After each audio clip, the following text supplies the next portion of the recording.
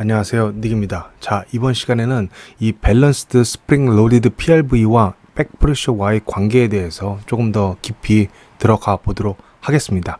이 밸런스드 PRV가 슈퍼 임포즈 백프레셔의 영향을 받지 않고, 그래서 PRV가 열리기 시작하는 셋 프레셔에 영향을 주지 않는다고 배웠는데요.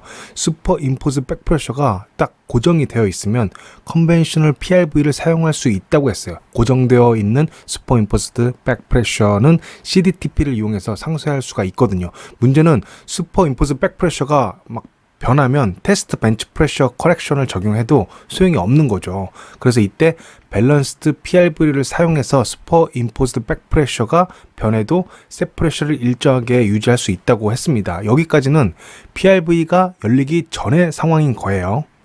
일단 이 PRV가 열리기 시작하면 밸런스드 PRV 같은 경우에는 스프링이 슈퍼 임포즈 백프레셔를 상쇄해서 세팅이 된 상태가 아니니까 슈퍼 임포즈 백프레셔와 이 빌트업 백프레셔 모두를 고려해야 해요. 이 점이 컨벤셔널 PRV와의 다른 점입니다.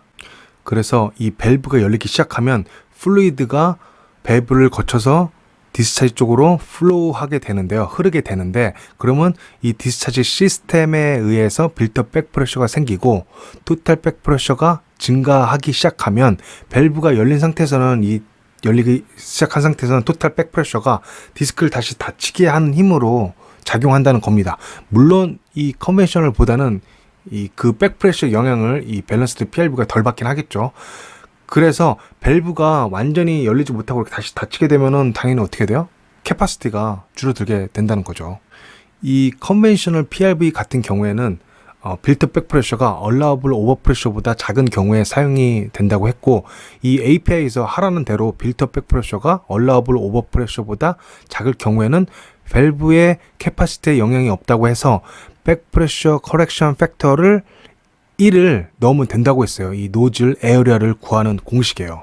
그러면 이 빌트업 백프레셔가 얼라우블 오버프레셔보다 큰 경우에는 밸런스드 PRV를 사용해야 하고, 밸런스드 PRV를 사용할 경우에는 토탈 백프레셔를 고려해야 한다고 했습니다. 제가 팁을 하나 드리자면, 벨로즈나 피스톤으로 인해서 이 백프레셔 영향을 덜 받게 되면서 토탈 백프레셔가 셋 프레셔의 30%가 되어도 이 밸런스드 PRV를 이용할 수 있는 동시에 밸브를 거쳐 흐르는 플루이드의 캐파시티도 줄어들지 않게 된다는 거예요. 자, 이 말로 해서 좀 복잡해 보이는데, 여러분들이 제 말 뜻을 이해를 해서 스스로 자기만의 노트 필기하는 능력이 이제 필요해요. 왜냐면은 현직자 분들은 알겠지만은 미팅이나 실제 회사에서 일하는 데 있어서 누가 이렇게 필기를 해주지 않아요. 자기가 누군가의 어떤 설명을 들으면서 질문점도 노트하고 어떤 중요한 점도 포인트도 캐치해가지고 정리하는 거를 그런 능력이 필요하다는 겁니다. 이걸 보면서 만약에 잘 이해가 안 됐을 때는 멈춰놓고 뭐 노트 필기할 수도 있겠지만, 실제 뭐 일할 때는 멈출 수가 없어요. 미팅을 잠깐만요 하고 노트한 다음에 에어리어를 구하는 곳에 KB 여기 항목이 여기에 들어간다라고 했고, KB는 여기서 구한다라고 했는데, 그래서 요 값이 1이면은 A가 줄어들지 않게 되고, 요 값이 낮아지면 낮을수록 이 단면적 있죠. 노즐 단면적이 커져야 된다라는 걸 의미하는 거죠. 그래서 여기서 제가 30%를 왜 얘기했냐라고 하면은, 보면은 여기 30% 되는 부분 있죠. 여기를 쭉 이렇게 올라가 보면은 여기가 1이야. 이 얘기는 뭐야? 백프레셔가 0%에서 30%까지일 때 요 밸런스드 스프링 로디드 PRV를 사용하면은 요거 백프레셔로 인해서 캐파시티가 영향을 받지 않는다라는 거예요. 물론 이 PRV를 사용할 수 있는 그 제한은 0에서부터 백프레셔가 50%일 때까지 다 사용할 수 있지만, 제가 콕 집어드린 건 0에서 30%까지는 아무런 캐파시티의 감소 없이 사용할 수 있다라는 이런 장점이 있다라는 거예요. 근데 30%에서 50% 사이에 가면은 이 감소가 일어난다는 거예요. 그 감소가 일어나서 이 에어리어가 커져야 된다라는 겁니다. 자, 다시 정리를 하면은 이 백프레셔가 커지면 커질수록 어떻게 돼요? 커지면 커질수록 요 의미에 의해서 백프레셔가 커지면은 어떠한 단면적이 있으면은 요 단면적으로 흐르는 캐파시티의 양이 감소한다는 거예요. 그럼 이 감소되는 요 분을 우리가 필요한 어떤 플로우 레이트 있겠죠. 그 플로우 레이트로 다시 끌어올리기 위해서는 요 면적을 크게 넓혀야 된다는 거예요. 이렇게 크게. 예? 크게 넓혀야 되는 거예요. 그래서 이렇게 되면은 요 값이 감소하면서 에어리어가 커지게 되는데, 이게 커진다는 소리는 뭐예요? 이 노즐을 감싸고 있는 바디 부분도 있고, 예? 요게 이제 플랜지 부분도 있고, 요런 것들이 다 커져야 돼. 커져야 된다는 건 뭐예요? 이 PRV가 비싸진다는 거죠. 비싸지니까 안 좋은 거예요. 항상 이제 돈이랑 연결돼 있는 거죠. 예? 보면은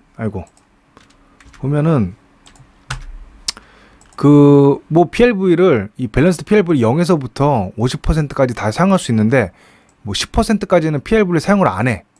요 부분까지는 밸런스드 PRV를 사용할 수 있는데, 밸런스드 PRV를 사용 안 하고 컨벤션을 사용하는 이유가 뭐예요? 싸니까. 그래서 이제 대부분 보면은 밸런스드 PRV를 토탈 백프레셔가 50%까지 괜찮다고 알고 있는데, 요거 보고 여기에 API에 50%까지 넘지만 않으면 된다라고 이렇게 알고 있는데, 사실 현업에서는 토탈 백프레셔가 50%까지 되게끔 플레어 헤더 디자인이라든지 테일 파이프 디자인을 하는 경우가 드물어요. 저 같은 경우에는 이 밸런스드 PRV를 쓴다고 해도 절대 웬만하면 그 디스차지 디자인을 백프레셔가 요 30%를 넘어가게 설계 안 합니다. 30%가 넘어가게 되면은 백프레셔 이 커렉션 팩터를 써야 하는데, 요거를 이제 써야 되겠죠.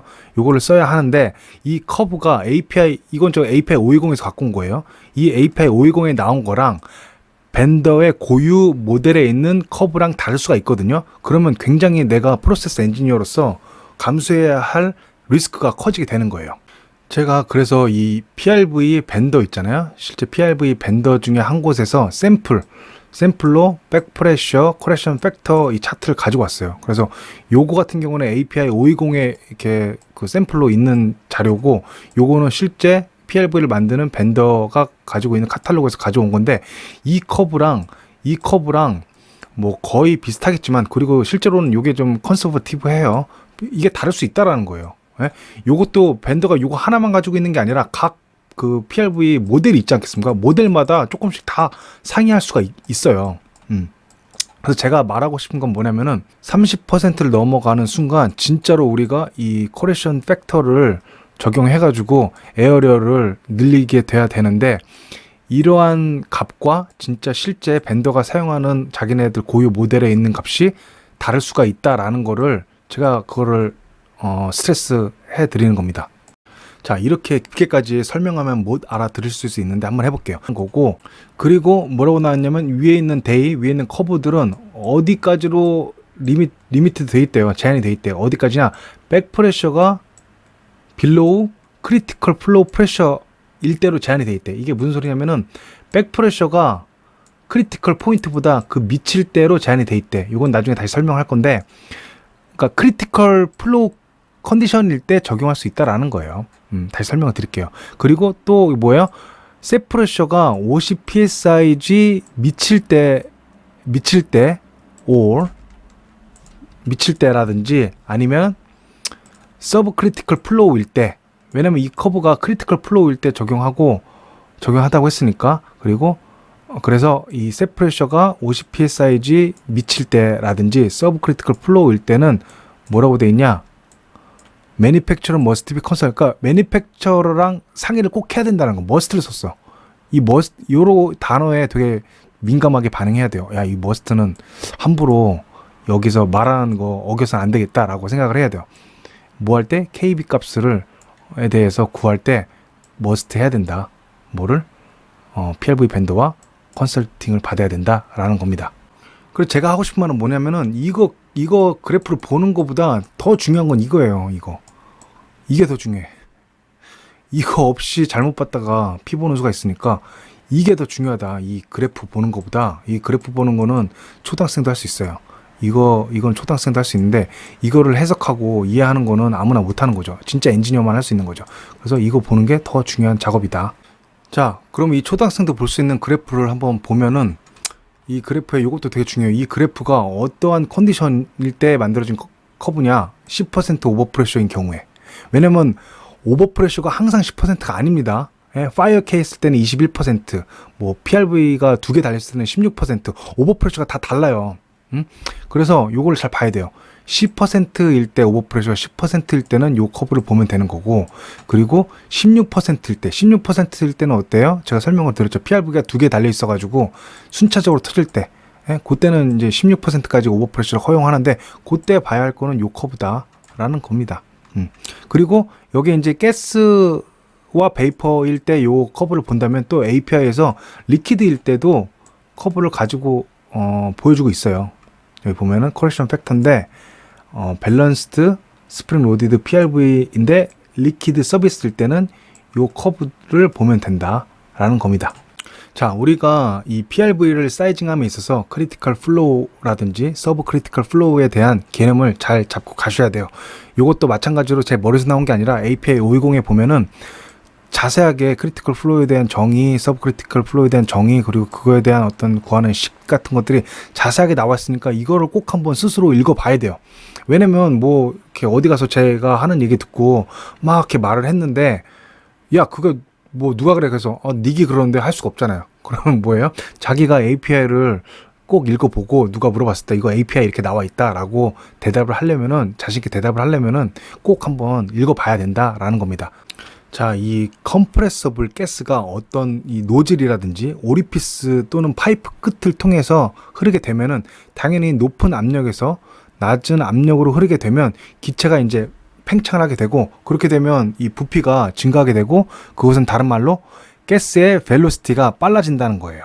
자, 제가 뭐라고 했어요? 모든 유체는 기체가 됐건 액체가 됐건 항상 높은 압력에서 낮은 압력으로 흐른다고 했어요. 압력 차이나 위치 에너지 차이가 없으면 흐름은 흐르지 않습니다. 그 압력 차이가 크면 클수록 높은 곳에서 낮은 곳으로 흐르는 유량은 많아지게 돼 있어요. 높은 곳의 압력과 낮은 곳의 압력의 차이가 크면 클수록 여기서 흐르는 오리피스를 통해서 흐르는 유량은 많아지게 돼 있다라는 거예요. 굳이 이거를 뭐 베르놀리스 이퀘이션을 생각할 필요 없이 그냥 지구상에서 10년 이상 산 지구인이라면 이거를 알아야 돼요. 왜? 지구상 10년 이상 생활하면서 본 게 있으니까.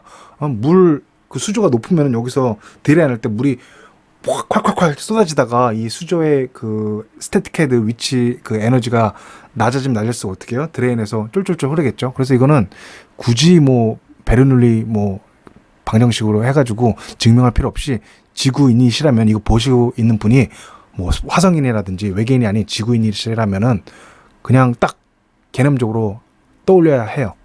그래서 이거를 보시는 분들 중에 지구인이 아니신 분이라든지 지구상에서 10년이 아닌 10년 이하로 사신 분이 있을 걸 대비해가지고 그분들을 위해서 다시 한번 도식화 해가지고 그림을 이용해가지고 이해하기 쉽게 설명을 한번 해볼게요. 여기에 이제 오리피스가 있고 용기가 있어. 그리고 여기 피스톤이 있고 여기서 힘을 이제 가해주면은 이 안에는 이제 가스가 있어요. 가스의 압력이 올라가겠죠. 여기는 그냥 ATM이야. 그러면 이 압력을 가하면 가할수록 이 가스가 이 오리피스라고 하면 이 구멍의 단면적, 이 단면적을 통해서 흐르는 가스의 벨로시티, 속력이 점점 빨라진다는 거예요. 이 압력을 뭐 1바 여기를 2바, 3바, 4바 할수록 여기 단면적으로 흐르는 가스의 벨로시티는 점점 빨라진다는 겁니다. 근데 이 빨라지는 게 무한정 막 빨라지는 게 아니에요. 뭐 빛의 속도까지 빨라지는 게 아니야. 예? 어디까지 빨라지게 되냐면은 이 유체 있잖아요. 이게 기체가 됐건 액체가 됐건 각 어떤 유체마다 고유의 소닉 벨로시티를 가지고 있어요. 그래가지고 그 유체의 흐름은 자기가 가지고 있는 그 유체에서 전달될 수 있는 이 소닉 음속을 초과할 수 없다라는 겁니다. 그래서 이 속도가 계속 증가하다가 그 유체에서 전달될 수 있는 소닉 벨로시티까지 증가하게 되면은 아무리 여기를 별짓 다 해 막 압력을 올리고 뭐 어쩌고 저쩌고 막 해도 여기 압력은 올라가겠지만 여기는 딱 거기서 리미테이션이 딱 걸려요. 더 이상 흐르지가 않아. 예? 더 이상 흐르지가 않아. 그 소닉 벨로시티로 딱 제한이 된다. 이거를 크리티컬 플로우라고 하고 초크도 딱 됐다라는 거예요. 거기서는 더 이상 뭐 신이 와도 이거를 더 이상 내보낼 수가 없어. 이건 마치 뭐냐면 물리학에서 모든 어떤 질량이 있는 것들을 빨리 보내고 싶어도 빛의 속도 이상으로 보낼 수 없는 거랑 마찬가지예요. 그런 것처럼 이런 제한이 내추럴하게 있다. 지구인이라면 알아야 된다라는 겁니다. 자, 그럼 이 크리티컬 플로우에 대해서 제가 우리 PRV를 통해 가지고 한번 설명을 드려볼게요. 이 PRV가 같지 않지만 그래도 이해되시죠? 요게 이제 스프링 부분이고, 요게 이제 윗 디스크, 움직이는 디스크 부분이고, 여기가 노즐이에요. 노즐 부분이고, 여기 인렛. 그래서 일단은 요 스프링이 없다고 생각해 보자고요. 그냥 여기가 뻥 뚫려 있다고 생각해 볼게요. 그래서 여기 압력보다 여기 그 디스차지가 낮으면은 요렇게 해서 흐르게 되는 거예요. 그래서 예를 들어 이 셋프레셔가 10바 게이지라고 해볼게요. 10바 게이지이고, 여기 뒤에서 걸리는 백프레셔가 10바, 만약에 10바라고 하면 어떻게 돼요? 항상 플루이드는 높은 데서 낮은 데로 흐른다고 했는데, 이게 압력이 같으면 흐름이 없다. 그러면 요거를 이제 점점 내려볼게요. 이 셋프레셔는 고정돼 있잖아요. 우리 셋프레셔는 고정돼 있으니까 이 백프레셔를 한번 낮춰보자고요. 10바에서부터. 그럼 10바에서부터 뭐 9, 8, 7 해가지고 쭉쭉쭉 내려보자고요. 내리면은 여기서 흐름이 생기기 시작하면서 압력이 여기 기체의 상태가 변하는데 온도가 일정하게 유지되게끔 변화된다라는 가정을 붙여서 변화시키겠다 하면 등온 과정인 거고, 또 기체의 상태를 변화시키는데 뭐 예를 들어 파이프를 통해서 열이 들어가고 나오고 하지 않는 상태로 변화시키겠다라고 하면 단열 과정이 되는 거예요. 자, 실제로는 공장에서 이 가스가 뭐 파이프를 타고 흐르거나 할 때 완벽한 등온 과정도 아니고 완벽한 아디아바틱 과정도 아니라는 거예요. 예? 이거는 이상적인 거야. 우리 머릿속에 있는 개념적인 과정인 거예요. 사실 이 중간에 있다라는 거야. 아무리 뭐 인슐레이션을 하고 해도 아디아바틱 컨디션을 뭐 가까이는 맞출 수 있겠죠. 하지만 완벽하진 않다라는 거예요. 그 중간 어딘가라는 거야. 그러면 굳이 왜 우리가 아이소서멀 과정이라고 가정을 하고 완벽한 단열이라고 가정을 해서 계산을 하는 거냐? 그 이유가 뭐냐면은, 물론 시뮬레이션을 이용해가지고 이 중간 지점을 정확하게 계산을 할 수 있어요. 막 반복 계산해가지고. 반복 계산, 압력이 떨어지면 온도가 낮아지고, 온도가 낮아지면은, 온도 압력이 낮아지면 뭐 덴시티가 또 변하고, 그걸 다시 또 반복 계산해가지고 할 수가 있어요. 근데 이 수계산을 할 때는 그러기가 굉장히 번거롭고 시간이 오래 걸리고, 그렇게 한다고 해서 아이소서멀 과정이라든지 아디아바틱 과정으로 완전히 그냥 이상적인 걸로 했을 때 계산 차이가 그렇게 많이 나지 않는다는 거예요. 그럴 거면은 굳이 힘 들여서 반복 계산할 바에야 그냥 이렇게 이상적으로 그냥 온도가 좀, 압력이 떨어지면 온도가 좀 떨어지지만 가스가 온도는 일정하다 하고 그렇게 하고 계산을 하자라는 거고, 원래는 뭐 그 파이프 밖이 여름이가 더우면은 열이 가스 안으로 들어올 수도 있지만 그런 거 다 무시하고 단열이 된다고 생각하자, 이렇게 이상적으로 생각을 하고 해야지 계산이 반복 계산 필요 없이 한 번에 딱 될 수 있기 때문에, 그렇기 때문에 이렇게 어떤 이상적인 뭐 등온 과정이라든지 단열 과정이라고 붙여서 그렇게 해서 이제 이쿠에이션을 시작하는 거예요. 디벨롭하기 시작하는 거예요. 그렇기 때문에 이런 가정을 붙여서 생각해낸 것이다 라고 개념만 알아두시면 될 것 같아요. 그래서 이것도 뭐 지구인이라면 잘 생각해보면 주변에서 일어나는 것들 있잖아요. 뭐 부탄 가스통이 있고, 뭐 압력이 떨어지면 온도가 떨어지네, 뭐 이런 것들 있잖아요. 이거는 그냥 개념적으로 알 수 있어요. 이걸 굳이 뭐 내부 에너지, 외부 에너지, 적분하고 PV는 워크고 일이고 어떻게 되고, 이걸 굳이 연력학적으로 할 필요 없이 어느 정도는 우리 지구인이라면은 실생활에서 본 게 있기 때문에 그렇게 생각하면은 개념을 빨리 잡을 수가 있어요. 자, 그럼 오케이. 이 컴프레스 플루이드가 이 아이소서멀 과정과 아디아바틱 그 사이에 실제로는 여기 어느 부분에서 일어나는 건 알았어. 그러면 아이소서멀 과정으로 계산하는 게 여기랑 실제 기체 행동과 가까워? 아니면 아디아바틱으로 가정을 해가지고 계산하는 게 여기랑 가까워? 이게 이제 우리가 풀어야 될 숙제겠죠. 근데 이것도 다 과학자가 다 해가지고 이미 책에 다 만들었어. 몇십 년 전에 우리 6.25 터져가지고 막 이럴 때 이미 미국에서는 다 만들었어요. 그럼 여기서 뭐라고 나왔냐면, 아디아바틱 같은 경우에는 파이프가 짧을 때 잘 맞아 떨어진다는 거예요. 실제 기체의 행동 그 거지와 잘 맞아 떨어지고, 그리고 파이프가 긴 경우에는 아이소서멀 이쿠에이션이 잘 맞아 떨어진다라는 겁니다. 이것도 그냥 직관적으로 생각하면은, 파이프가 짧으면은 짧은 데에서 압력 강화가 일어나 라고 하면은 이 바깥에서 열이 들어올 그 시간이 되게 짧겠죠. 짧으니까 단열과 비슷해지는 거고, 만약에 파이프가 길고 가스가 이 파이프로 흐르면서 압력이 떨어지잖아요. 떨어져도 이 파이프가 길면은 이 서피스 에어리아가 넓기 때문에 이 밖에 그 서라운드에서 힛이 실제로 그 들어올 수 있다라는 거죠. 시간이 더 크다라는 거죠. 쇼트 파이프 때문에. 그래서 파이프가 긴 경우에는 아이소서멀 이퀘이션으로 가정해서 하는 게 실제 기체의 어떤 행동 거지와 비슷하다라는 거를 여기서 지금 말해주고 있어요. 그래서 이제 제 설명을 들으면 와 되게 클리어하다라고 생각이 들죠. 근데 클리어하지 않은 게 뭐냐면은 이거를 듣는 입장에서는 그냥 학생처럼 생각하면은 그런 거보다 할 수 있겠지만 실제로 그 프로젝트에 어사인이 돼가지고 그 하이드롤릭 캘큘레이션 하려다 보면은 문제가 생겨요. 어떤 문제냐? 그러면 쇼트 파이프에는 아디아바틱이 잘 맞아 들어간다 하고 롱 파이프에는 아이소서멀 이퀘이션이 잘 맞아 떨어진다고 했는데 그럼 짧은 파이프의 기준이 뭐야? 한 10m면 짧은 거야? 뭐 20m면 짧은 거야?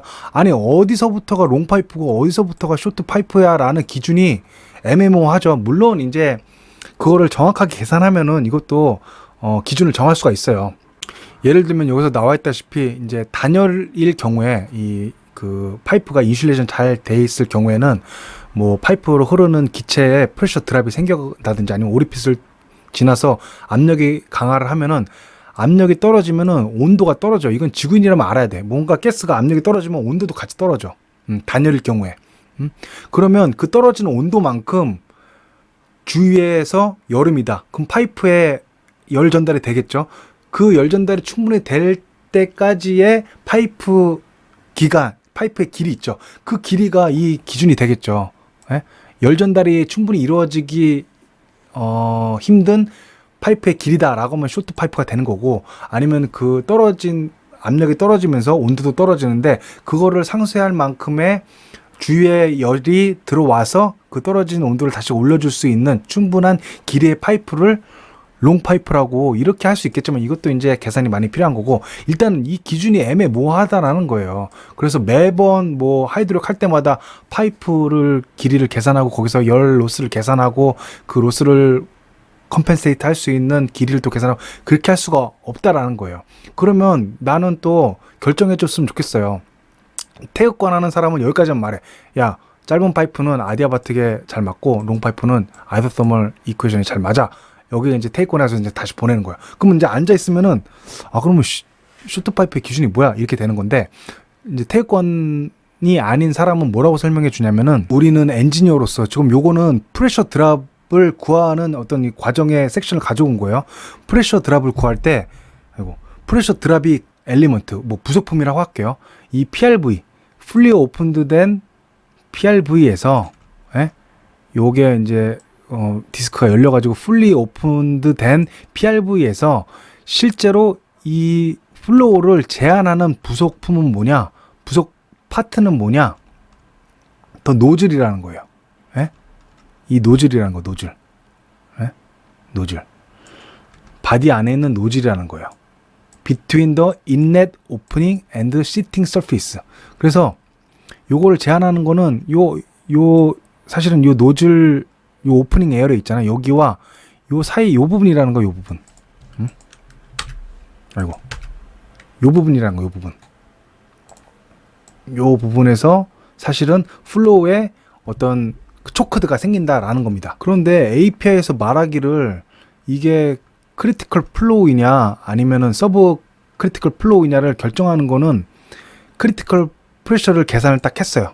계산한 다음에 백프레셔 가지고 결정을 하거든요. 백프레셔가 크리티컬 프레셔보다 미치면은 크리티컬 플로우이고, 이 백프레셔 요 포인트가 크리티컬 플로우보다 위에 있으면 서브 크리티컬이라고 말을 했거든요. 그런데 여기에 압력은 누가 구할 수가 있어요? 이 PRV 밴더가 구할 수 없는 값이야. 요거는 이 PRV에 사는 우리 EPC라든지 패키지 밴더가 구해야 될 값인 거예요. 여기의 값은 우리가 구해야 되는 값이야.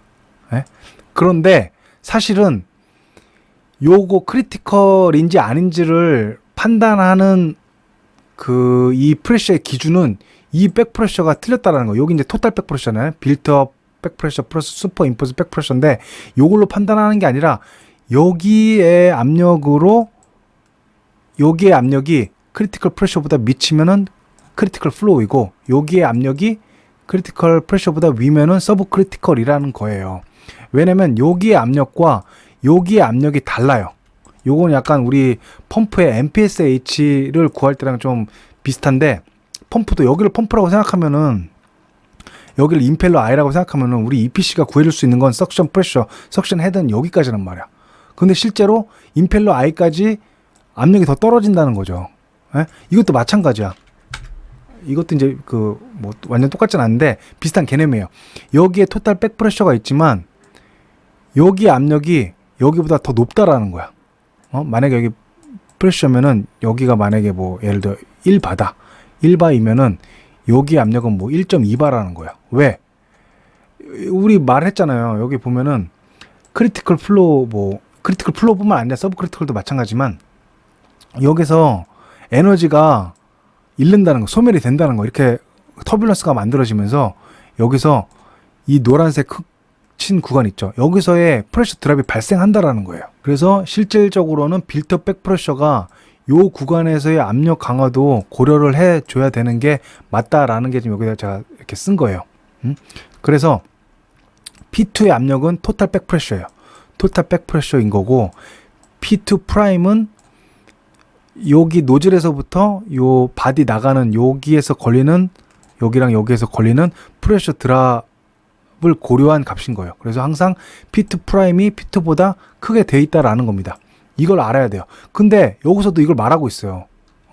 크리티컬 플로우는 여기서 정해지는 게 아니라 사실은 이 압력, 이 노즐이라는 부품이 플로우를 리미팅하는 엘리먼트라는 겁니다. 그래서 여러분들 좀 이해하기 쉬우라고 제가 이렇게 친절하게 도표를 한번 만들어 봤습니다. 이제 그림을 한번 그려 봤어요. 그래서 여기 보면 요거는 X축은 그냥 플로우 패스예요. 플로우가 요렇게 1차원적으로 이렇게 흘러요. 사실은 이렇게 안 흐르죠. 뭐 이렇게 요걸로도 갔다가 막 터뷸런스 이렇다가 하는데, 그냥 파이프처럼 요렇게 한 방향으로 이렇게 흐른다고 가정을 했을 때 요게 이제 X가 그 플로우 패스를 나타낸 거예요. 그래서 여기 압력이 P1이에요. P1은 뭐냐? 릴리빙 프레셔라고 해가지고 셋 프레셔 플러스 오버 프레셔 플러스 ATM 마이너스 인넷 파이핑 로스. 요거 인넷 파이핑 로스에 대해서는 다음에 설명할 테니까 요건 그냥 넘어가시고, 어쨌든 P1의 프레셔는 릴리빙 프레셔다. 실제로 요 디스크가 완전히 풀로 열려가지고 유체가 흐를 때 그때의 P1의 프레셔가 여기다라고 했을 때 여기 노즐 있죠. 여기 노즐에서의 압력은 P2 프라임이에요. 압력이 떨어지겠죠. 이렇게 쭉 떨어지겠지. 압력 강화가 일어나겠죠. 그래서 P2 프라임이고, 그리고 여기 압력은, 여기 플랜지의 압력은 P2예요. P2의 압력은 뭐냐? 토탈 백 프레셔예요. 우리 토탈 백 프레셔 계속 공부했죠. 토탈 백 프레셔는 뭐냐? 빌트업 백 프레셔 플러스 슈퍼 임포스드 플러스 ATM 한 이유는 뭐냐면 여기 Y축이 앱솔루트 프레셔이기 때문에, 그렇기 때문에 이제 ATM을 넣어준 겁니다. 뭐 다른 이유는 없어요. 그리고 요 검은 점 있죠. 검은 점은 제가 임의로 넣어준 거예요. 크리티컬 프레셔. 네? 그래서 이 크리티컬 프레셔 위로 가면은 서브 크리티컬이 되는 거고, 그러니까 여기 압력이 P2 프라임이 실제로는 이 크리티컬 프레셔보다 위에 있으면 서브 크리티컬이 돼가지고 요 압력에 따라서 이 그 플로우 레이시 감소하는 거고, 요 크리티컬 프레셔보다 미치면은 어떻게 돼요? 당연히 크리티컬 플로우겠죠. 그래서 이 미치면 이 밑에서 왔다 갔다 걸어도 이 초크된 플로우 레이스는 변하지 않는다. 그래서 뭘 설명하려고 제가 이 크리티컬 프레셔를 굳이 요 사이에다가 넣은 거냐면은, 우리 AP에서도 그렇게 설명하고 있어요. 이게 크리티컬 플로우인지 서브 크리티컬 플로우인지를 판단하는 기준은 이 백프레셔, 토탈 백프레셔를 기준으로 판단을 한다라고 하는데, 사실은 그게 정확한 판단 기준은 아니에요. 정확하게 하려면은 요걸로 판단을 해야 되는데, 요거로 못하는 이유가 요 프레셔 드랍을 우리가 구할 수가 없으니까 API에서 요거를 사용한 겁니다. 어쨌든 그거를 설명드리는 거. 그래서 우리가 만약에 이 백프레셔가 크리티컬 백프레셔보다 낮으니까는 이거는 크리티컬 플로우야. 그래서 이 백프레셔가 이 밑에서 증가하고 낮건 간에 플로우 레이트의 감소는 없어 라고 하는데, 사실은 P2는 여기라고 해도 요 P2 프라임은 여기 압력 프레셔가 있기 때문에 이거보다 더 높은 압력일 수 있다라는 거예요. 그래서 토탈 백프레셔만 봤을 때는 크리티컬 플로우이지만 실제적으로는 뭐 이렇게 되는 경우가 좀 드물겠죠. 이 P2와 P2 프라임과 P2 이 사이가 굉장히 넓지 않아요. 되게 작아요. 네? 실제로는. 어쨌든 여기 P2만 봤을 때는 크리티컬 플로우인데 실제적으로 P2 프라임을 계산해 보면은 서브 크리티컬 플로우여가지고 압력 감소가 요구에 따라서 일어날 수 있다라는 거예요. 자꾸 이제 했던 말 또 하는 것 같은데, 그래서 조심해야 되는 게 뭐냐면, 여기가 크리티컬 플로우니까 야, 백프레셔 조금 요 정도 높아져도 아직까지도 괜찮아. 왜냐면 크리티컬 프레셔보다 낮으니까 라고 하는데, 여기는 이 크리티컬 프레셔보다 낮은 것처럼 보이지만 실제로는 요 값도 이만큼 증가한 만큼 이만큼 증가하겠죠. 이렇게 증가하면 어떻게 되겠어요? 여기 때보다 여기가 플로우 레이트가 더 감소한다는 거야. 실제로는 더 감소하는데 우리는 어떻게 생각해요? 우리가 이렇게 백프레셔가 증가한다고 해도 여전히 크리티컬 프레셔보다 미치기 때문에 플로우 레이트의 감소는 없어 라고 판단하는 거는 틀린 판단이다 라는 걸 말하고 싶어서 이거를 준비를 했어요. 그러면 이제 제 말을 들으시고 마치 닉이 API 520이 틀렸다라고 말하는 것처럼 들릴 수가 있는데, 틀렸다라는 게 아니라 좀 헷갈리는 부분을 잡아드린 것 뿐이에요. 이거를 디테일하게 공부해 보면은 저처럼 똑같은 어떤 상위점을 발견하게 되실 거예요. 그래서 API에 보면은 이그젬플이 나와요. 이그젬플을 보면은 이 플루이드의 어떤 흐름이 크리티컬 플로우인지 서브 크리티컬 플로우인지를 결정할 때 크리티컬 프레셔를 계산을 하고 요 P 프라임 가지고 결정하는 게 아니라 토탈 백 프레셔 가지고 요 값이 크리티컬보다 높느냐 낮느냐로 해가지고 크리티컬 플로우를 결정하는 게 나와요. 근데 그 사실 엄밀히 말하면 그거는 맞는 건 아니거든요.